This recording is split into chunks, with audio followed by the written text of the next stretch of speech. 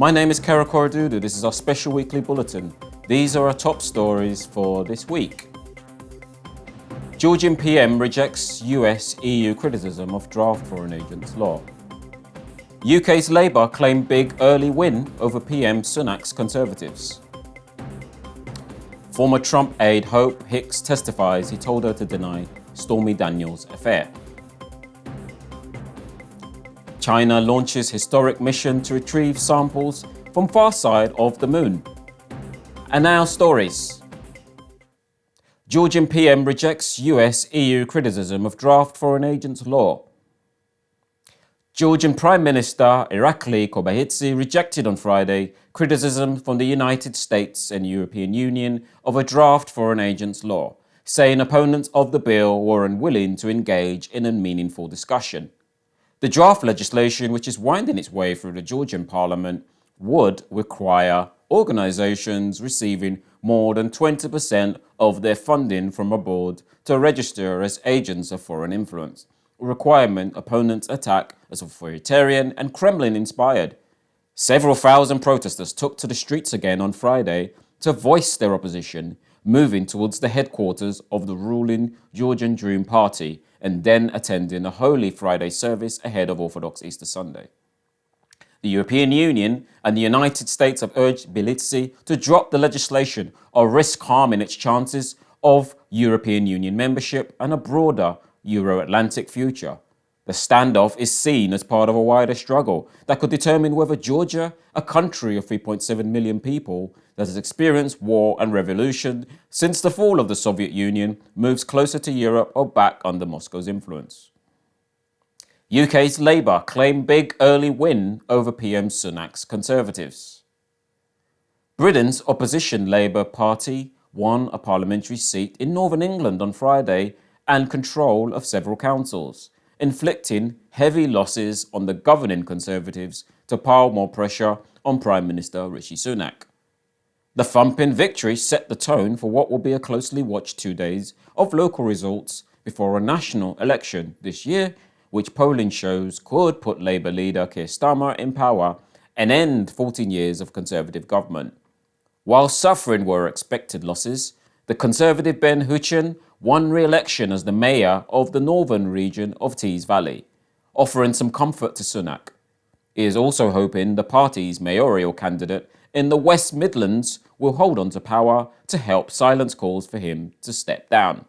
Voters cast their ballots on Thursday for more than 2,000 seats on local authorities across England and a handful of high-profile mayoral elections, including in the capital, London. Blackpool South was the only parliamentary seat up for grabs after the Conservative lawmaker quit over a lobbying scandal. And Starmer was quick to say it was the vote that mattered. Here in Blackpool, a message has been sent directly to the Prime Minister, Starmer told supporters in the coastal resort. This was directly to Rishi Sunak to say, we're fed up with your decline, your chaos of your division, and we want change. We want to go forward with Labour. Labour candidate Chris Webb won with 10,825 votes to the Conservative candidate 3,218. The swing of 26% to Labour from the 2019 result was the third biggest in post-war by-election history, polling expert John Curtis said.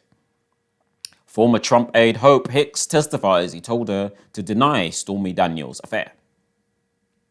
Hope Hicks, a former top aide to Donald Trump, testified on Friday that he told her in the final days of the 2016 presidential election to deny that he had a sexual relationship with porn star Stormy Daniels.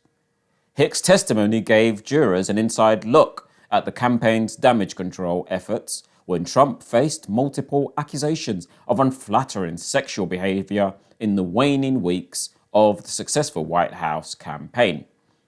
She said Trump did not want his wife Melania to see the story, which also included allegations that he had an affair with former Playboy model Karen McDougal. Trump has denied having sex with either woman. He was concerned about how it would be viewed by his wife, and he wanted me to make sure the newspapers weren't delivered to the residence that morning.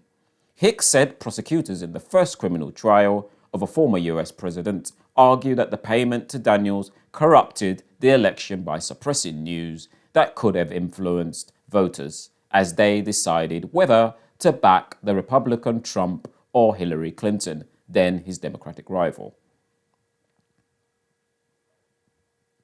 China launches historic mission to retrieve samples from far side of the moon. China on Friday launched an uncrewed spacecraft on a nearly 2-month mission to retrieve rocks and soil from the far side of the moon. The first country to make such an ambitious attempt, the Long March 5, China's largest rocket, blasted off at 5:27 p.m. Beijing time, 9:27 GMT, from Wenchang Space Launch Center on the southern island of Hainan with the more than 8 metric ton Chang'e 6 probe. Chang'e 6 is tasked with landing in the South Pole Aitken Basin on the far side of the moon, which perpetually faces away from the Earth, after which it will retrieve and return samples. The launch marks another milestone in China's lunar and space exploration program.